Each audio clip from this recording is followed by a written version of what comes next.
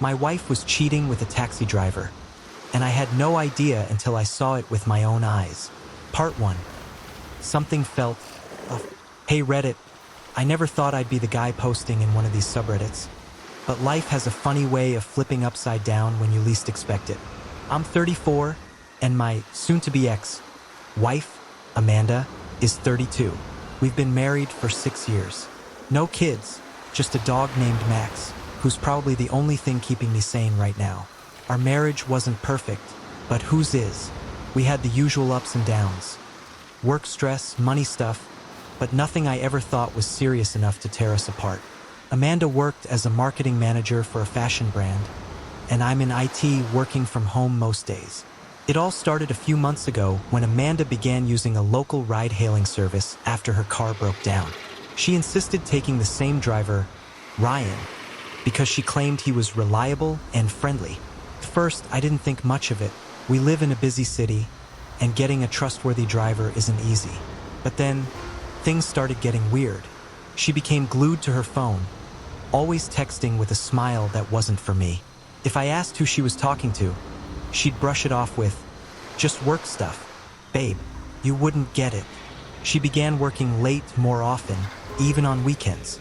Her outfits grew more attention-grabbing, tight dresses, bold lipstick.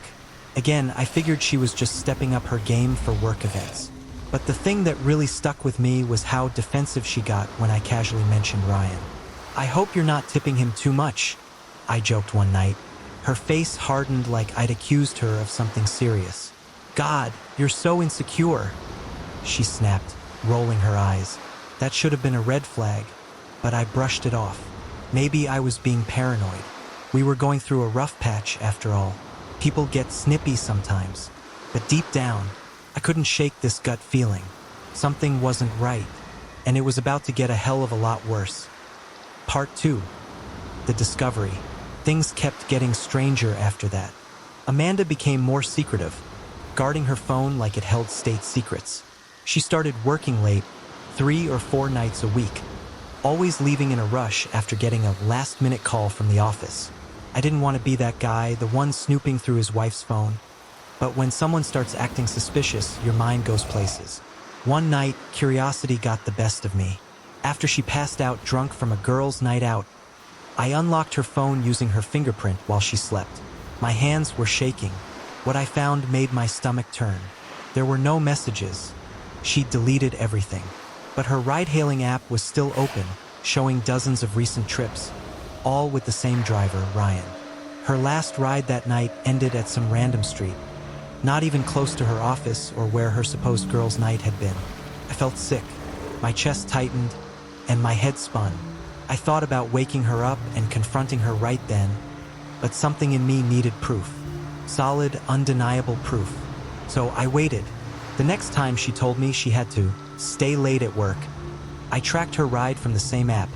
She must have forgotten I could see her trip history since we shared the same account. Her destination wasn't her office. It was a sketchy parking lot behind a 24-hour convenience store on the outskirts of town.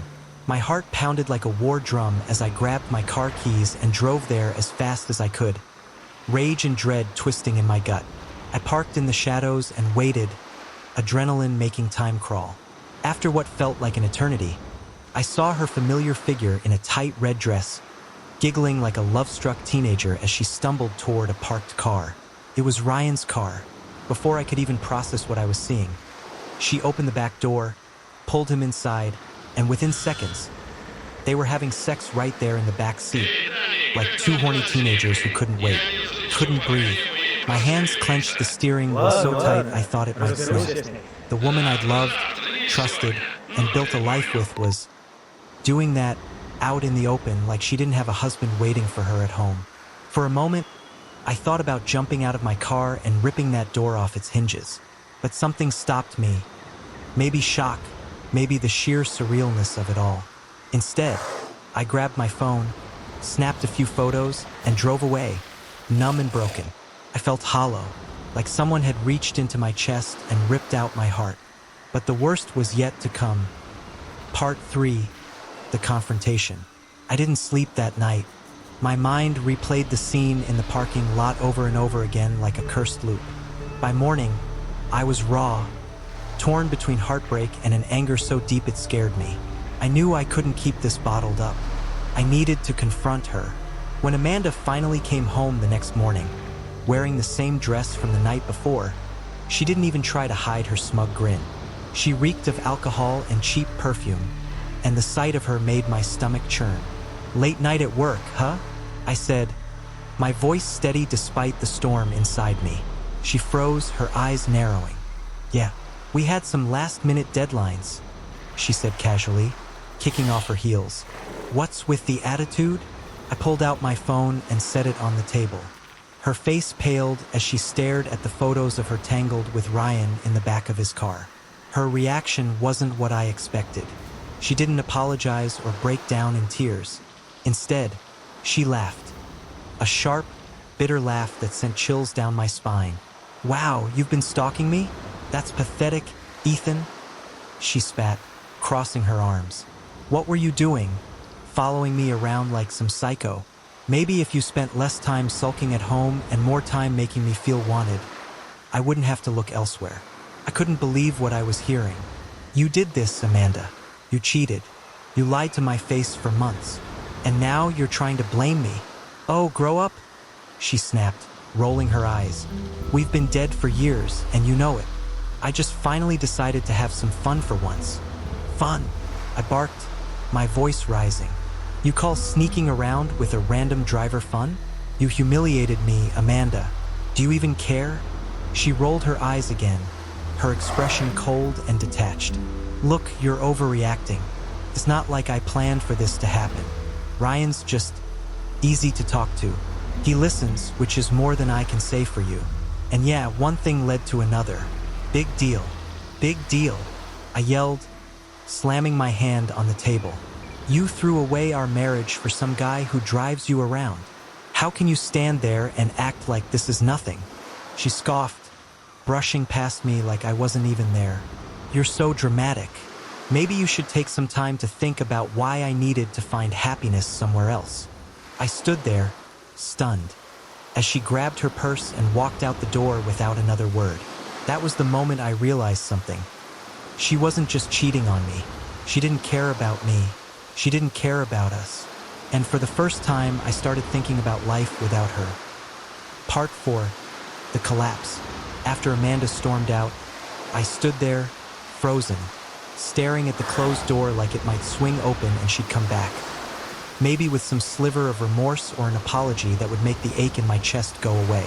But the room stayed silent, filled only with the dull hum of the refrigerator and the distant sounds of cars passing outside. I sank into the worn leather armchair by the window, my head in my hands. My heart was pounding so hard I could feel it in my throat. The weight of what had just happened hit me like a freight train. 6 years of marriage reduced to nothing but lies, betrayal, and her venomous indifference. She didn't even care. I thought back to the early days. Our first trip together to the coast, her laugh echoing in the salty air. The late nights talking about dreams and plans for a future I now realized she'd probably never believed in. All of it felt like a cruel joke now. Max, our golden retriever, patted over and rested his head on my knee, his warm brown eyes filled with concern.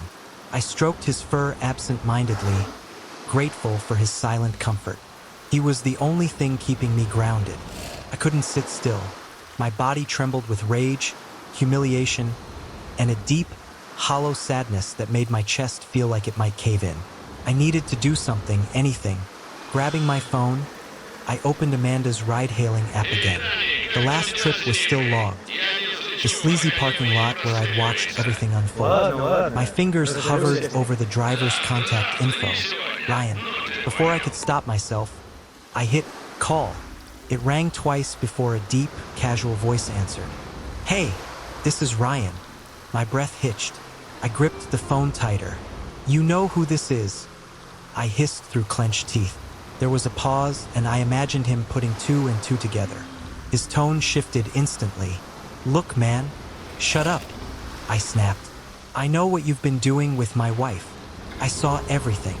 His silence was deafening. You thought you could sneak around behind my back? In my car account? You think I wouldn't find out? My voice cracked despite my attempt to sound composed. You're pathetic. I didn't, he stammered. I didn't mean for things to get out of hand. I let out a bitter laugh.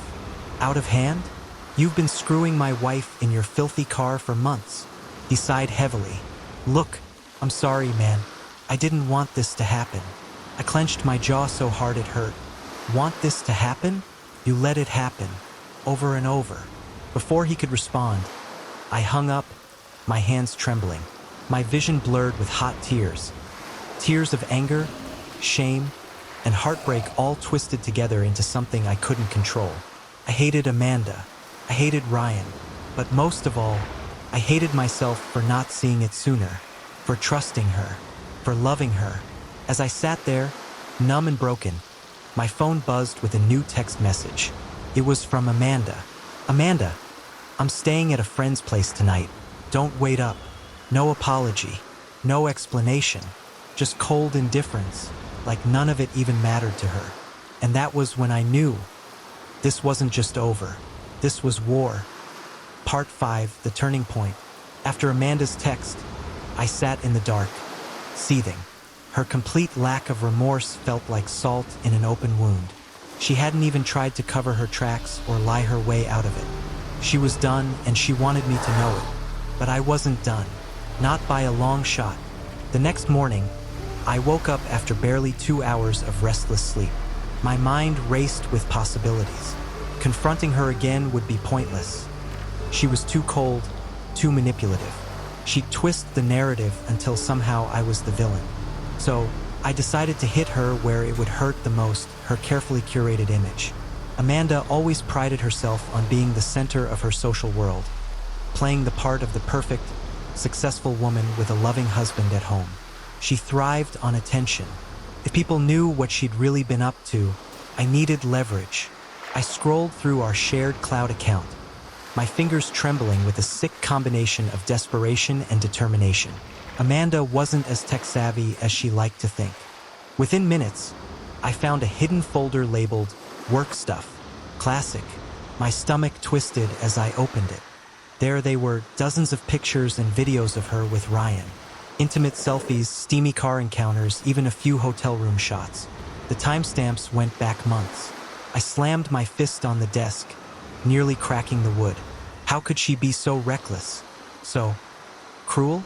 Part of me wanted to send everything to her boss, her friends, even her parents, destroy the perfect life she'd built on lies. But another part of me, a darker, colder part, knew I needed to play this smart. I copied everything to a secure drive and locked it away. This wasn't just revenge anymore. This was ammunition. She wanted out? Fine. But she wouldn't walk away unscathed. Around noon, Amanda strolled back into the house, looking completely unfazed. She was dressed casually, her sunglasses perched on her head like she'd just come from brunch with friends. "You're still here?" she asked, her tone bored, like I was some roommate she barely tolerated. I rose slowly, fists clenched. "We need to talk." She sighed dramatically. "Ethan, I'm exhausted. Can we not do this right now?" "You don't get to decide that," I growled. "Sit down." Something in my voice must have startled her because she hesitated before flopping onto the couch. "Fine. What now?" "I know everything.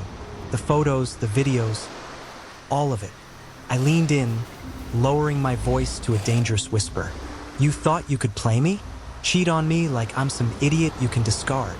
Her eyes widened for a split second before she quickly recovered, crossing her arms defiantly. "So what? You gonna cry about it? Go ahead, Ethan. You think anyone's going to care?" I took a deep breath, forcing myself to stay calm. "I'm filing for divorce." Her mask cracked for just a moment. "Divorce? You're seriously doing this now?" "You're damn right I am. And you're not getting a single thing without a fight. The house, the accounts, everything. I'm done." Her face twisted into something dark and ugly. "You really think you can win? You're nothing without me. Everyone knows I built this life. Not you." I smiled coldly. "We'll see about that." For the first time, she looked uncertain. And for the first time in months, I felt powerful. 6. The fallout begins. Amanda's face twisted into something between rage and disbelief. She wasn't used to me standing up for myself. For too long, I'd let her control the narrative, manipulate every argument until I was the one apologizing. But this time was different. You think you can just file for divorce and walk away? She hissed, rising from the couch like a coiled snake. You're pathetic, Ethan. You wouldn't last a week without me. I took a slow, steady breath, refusing to let her venom get under my skin. I've already contacted a lawyer.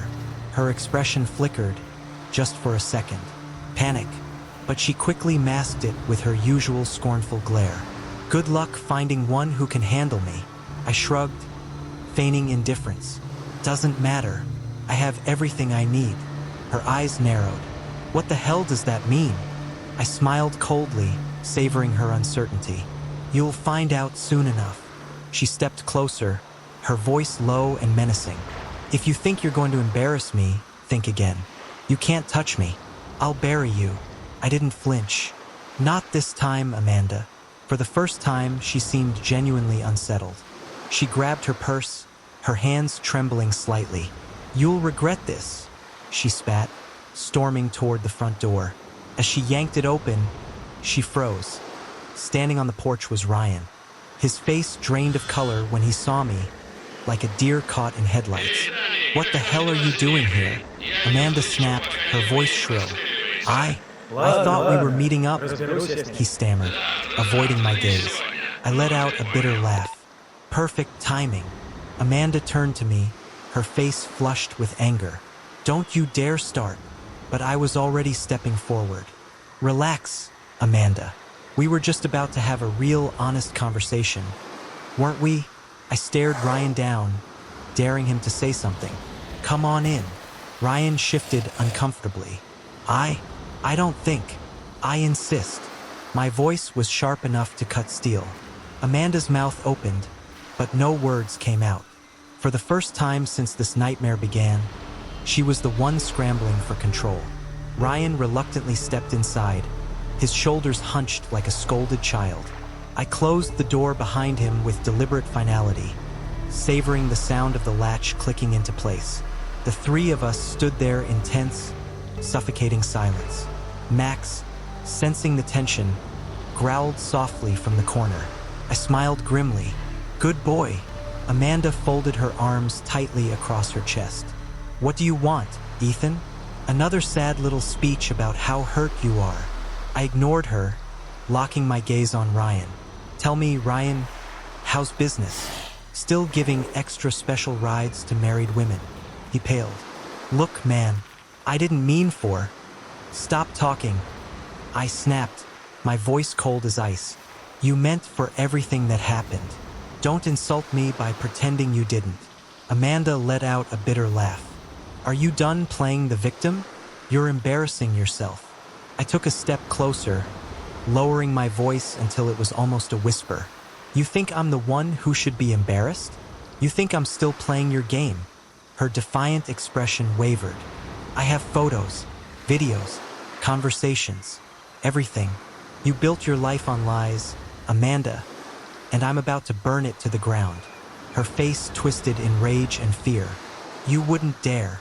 Ryan shifted uneasily. Look, maybe we should. Sit down. I barked, making him jump. He slumped onto the couch without another word. Amanda stayed frozen, her breathing shallow, her eyes darting toward the door like she was calculating her next move. I smiled coldly. Go ahead, Amanda.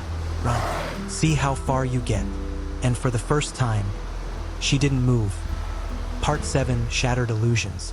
The room felt like a powder keg, seconds from exploding. Amanda's eyes darted between me and Ryan, weighing her options. She was calculating, always had been, but she'd underestimated me this time. Ryan sat stiffly on the couch, his knees bouncing like he was ready to bolt at any second. I could practically see the regret etched into his face, like he finally realized he'd walked into something far bigger than a backseat fling. Amanda's voice finally broke the tense silence. You think you're so clever, she sneered, though her voice trembled ever so slightly. You think you can blackmail me? I stepped closer, my expression cold and unreadable. Blackmail? No, I'm just leveling the playing field. Her lips curled into a forced smirk. You're pathetic, Ethan. You've always been weak. You can't handle the fact that someone finally saw through your boring, miserable little life. I felt the sting of her words, but they didn't hit as hard as they once would have. She was scrambling, throwing knives in the dark because she knew she was cornered. You're right, I said quietly, locking eyes with her. I was weak. I let you control everything. Let you make me feel like I wasn't enough. But not anymore. Her expression faltered. I turned to Ryan, my voice hard as steel. Did she tell you she was married when this started? He swallowed hard, glancing at her before mumbling, Not at first, but yeah, I found out. I laughed bitterly. And you stayed? You thought what? She'd leave me and you two would ride off into the sunset. He looked down, ashamed. It wasn't like that. I rounded on Amanda. Was that the plan? Trade me in for him? What was the endgame here? Her face twisted with contempt. Endgame? You think I planned this? You think you were some perfect husband I couldn't live without? She let out a harsh, bitter laugh. You were safe, Ethan. Predictable. You were comfortable.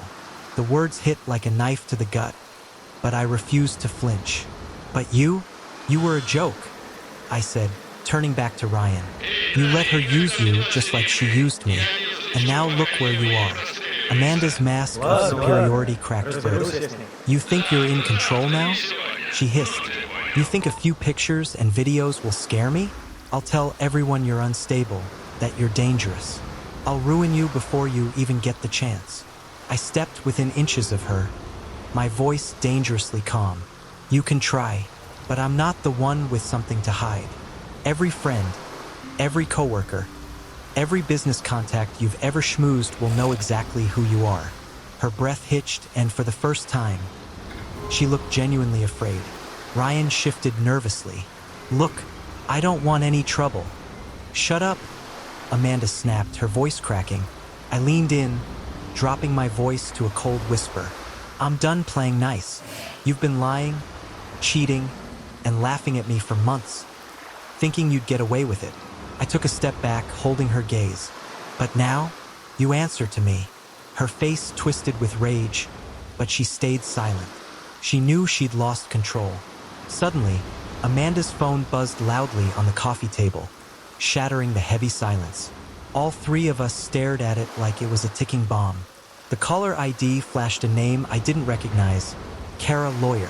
My stomach dropped. Amanda's icy smirk returned, slow and calculated. You're not the only one who came prepared, she said sweetly, picking up the phone. Part 8, Legal Shadows. Amanda held the phone to her ear with a triumphant smirk, her eyes locked on mine like she'd already won. Kara, hey, she cooed, her voice dripping with fake sweetness. Yeah, I'm with him now. Yes, he knows. She paused, her gaze never leaving me. Let's move forward. Her words echoed in my mind like a death sentence. She'd already contacted a lawyer. She wasn't just playing defense. She was ready for war. Amanda ended the call and casually set her phone down, savoring the look of shock on my face. Did you really think I'd sit back and let you control my life, Ethan? She sneered. I've been 10 steps ahead of you this whole time. I clenched my jaw, forcing myself to stay calm. What exactly are you trying to pull? She crossed her arms, radiating arrogance. You think you're the only one collecting evidence? You've been watching me, tracking me, calling Ryan. You look obsessed, Ethan. Stalking is a crime, in case you forgot. I let out a sharp, bitter laugh. Stalking? You've been cheating on me for months. I was gathering proof, the kind of proof that wins divorce settlements. Her smirk widened. And I'll tell the court I was terrified of you. An unstable, controlling husband. You have no idea how easy it is to spin this. Ryan cleared his throat, shifting uncomfortably on the couch. Look, maybe we should all just calm down. Shut up. Amanda and I snapped in unison. He shrank back, his face flushed with humiliation. Amanda turned back to me, her expression venomous. Here's how this is going to go. You're going to walk away from this marriage. No ugly fights. No leaks of those pathetic little pictures you took. I raised an eyebrow. Or what? She leaned in, her voice dropping to a deadly whisper. Or I'll burn you down, Ethan. I'll take the house, the accounts, everything. And when I'm done, no one will believe a single word you say. Her confidence was terrifying, almost impressive. She'd thought this through, planned every move like a master manipulator. But she didn't realize something. I wasn't the same man she used to toy with. I took a slow, deliberate breath, forcing calm into my voice. You think you're untouchable. Her eyes gleamed. I know I am. I nodded slowly, stepping back. All right, you've made your position clear. Her expression flickered with confusion. She hadn't expected me to back down so easily. I guess there's only one thing left to do. I pulled out my phone and dialed a number I'd memorized hours ago. After 2 rings, a familiar voice answered. Hello, this is Stephanie Moore, family law attorney. How can I help? Amanda's smirk vanished. Her face paled. Yes, Stephanie, it's Ethan. I kept my eyes locked on Amanda's. I'm ready to move forward with the divorce. And with the restraining order. Amanda's eyes widened in genuine shock, her composure finally cracking. What the hell are you talking about? I smiled coldly. You're not the only one who came prepared. Ryan shot to his feet. I don't want any part of this. He bolted for the door, practically stumbling over his own feet as he fled. Amanda took a shaky step back, rage and panic swirling in her expression. You can't do this. I already did, I said calmly, ending the call. Your move. She stood frozen, breathing heavily, her carefully built world crumbling before her eyes. And for the first time since this nightmare began, I was in control. Part 9, the power shift. Amanda stood there, stunned into silence, her carefully constructed facade shattered. Her lawyer call, her threats, her manipulations, all useless now. She had expected me to crumble, to be the same passive, forgiving man she could gaslight and discard. But now, she saw the truth. I was done playing her game. She paced the living room like a trapped animal, her breathing shallow. You think this is over? She hissed, her voice trembling with barely suppressed rage. You think calling some cheap lawyer makes you smart? No, I said evenly, but it makes me ready. Before she could lash out again, my phone buzzed in my pocket. I glanced at the screen. A text from Stephanie, my lawyer. Stephanie, temporary restraining order filed. Divorce papers will be served today. Stay safe. I let the message linger on the screen, making sure Amanda saw it. Her face twisted with rage. You bastard, she shrieked, lunging toward me. I took a step back, keeping my hands up defensively. You think you can humiliate me like this? You did that to yourself, I said coldly. Amanda grabbed a vase from the side table and hurled it at the wall, shattering it into jagged pieces. You've ruined everything. Her breakdown was almost satisfying. For months, I'd felt powerless, trapped in a web of deceit and lies she spun so effortlessly. Now she was the one unraveling, wild, desperate, exposed. Get out, I said, my voice steady and commanding. Pack your things and leave. She laughed bitterly, her voice strained. You really think I'm just going to walk away? After everything I've done for you? You didn't do it for me, I shot back. You did it for yourself. You always have. Her eyes burned with hatred, but beneath it, I saw something else. Fear. She was losing control, and she knew it. Before she could respond, there was a knock at the front door. Amanda stiffened, her eyes darting toward the sound like a cornered animal. I already knew who it was. I opened the door to find a uniformed officer holding a stack of official documents. Ethan Carter? I nodded. That's me. He handed over the papers. These are your emergency protection orders. She has 30 minutes to gather her belongings and vacate the premises. Amanda let out a strangled cry of disbelief. "You can't do this." The officer's expression remained impassive. "Ma'am, if you refuse to comply, we'll have no choice but to remove you by force." She stared at me, her eyes blazing with hatred. "You'll regret this, Ethan." "Maybe," I said calmly, "but not as much as you will." Part 10, Ghosts from the Past.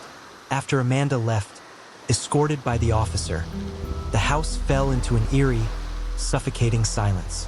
I expected to feel relief, but instead, I felt haunted. Every room was soaked in memories of her, twisted and tainted now. The kitchen where we cooked together, laughing over spilled sauces. The living room where we spent late nights binge-watching shows. Our bedroom, where I now realized how many nights she must have been thinking of him instead of me. Couldn't stay there. Not tonight. I grabbed Max's leash and headed out for a long walk through the quiet, dimly lit streets.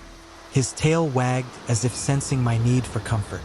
As I walked, my mind replayed everything. The affair, the lies, her venomous threats. I should have felt victorious after everything that happened. But something still gnawed at me. Amanda gave up too easily. She was manipulative, cunning, and relentless when she wanted something. The fact that she stormed out without a last-ditch scheme made my gut twist with unease. Part 11, The Trap Titans. 2 days later, I found out why. I was at work, trying to distract myself by drowning in IT support tickets, when I got a call from Stephanie, my lawyer. Her voice was sharp and urgent. "Ethan, we have a serious problem." I gripped the phone tighter. "What's going on?" "She filed a counter-complaint against you, alleging domestic abuse, harassment, even financial fraud." My blood ran cold. "That's insane. She's making it all up." "I know," Stephanie said, "but she's playing the long game. She's claiming she only cheated because she was terrified of you. Says she was trapped in a controlling marriage and had no way out." Rage and disbelief surged through me. "She's trying to paint herself as the victim?" "She's good," Stephanie admitted grimly. "The photos, the videos, they help you, but she's spinning them as evidence of you stalking her. She's claiming you've been obsessed and unstable for years." I slumped back in my chair, my mind spinning. Amanda was twisting reality itself, using every legal weapon she could muster. Can she win? I asked hoarsely. Stephanie hesitated. "If the court believes her, yes." Part 12, Into the Dark. The next few weeks were a nightmare of court filings, depositions, and mounting legal fees. Amanda was relentless, dragging my name through the mud. Her lies grew more intricate, more vicious, turning friends, co-workers, even distant family against me. One night, after another brutal day in court, I sat alone in the dimly lit house, drowning in exhaustion and hopelessness. Felt like I was losing, not just the case, but everything. But then, something changed. As I scrolled through the cloud storage I'd forgotten about, I found something I hadn't noticed before. A video. It was blurry and partially obscured, but unmistakable. It was Amanda, in a heated argument with Ryan. She was screaming at him, furious, violent, out of control. And then, she hit him. My heart pounded as I realized what I was looking at. The date on the file was weeks before I found out about the affair. She'd been unraveling long before I knew. Part 13, Breaking Point. The next court session came fast, but this time I was ready. I showed the footage, exposing Amanda's dark side in front of everyone. The judge, the lawyers, her entire social circle. Amanda lost it in court, screaming profanities until security had to escort her out. Her lies crumbled like a house of cards. Part 14, The Final Blow. The judge ruled in my favor, granting me the divorce, the house, and a restraining order that would last years. Amanda was left with nothing. But the real satisfaction came when the media got hold of her meltdown. Her career, destroyed. Her reputation, ruined. Part 15, Aftermath. It's been 6 months since that day in court. Amanda disappeared from public life, her web of lies exposed for all to see. As for me, I'm finally free, and I don't regret a thing. The end.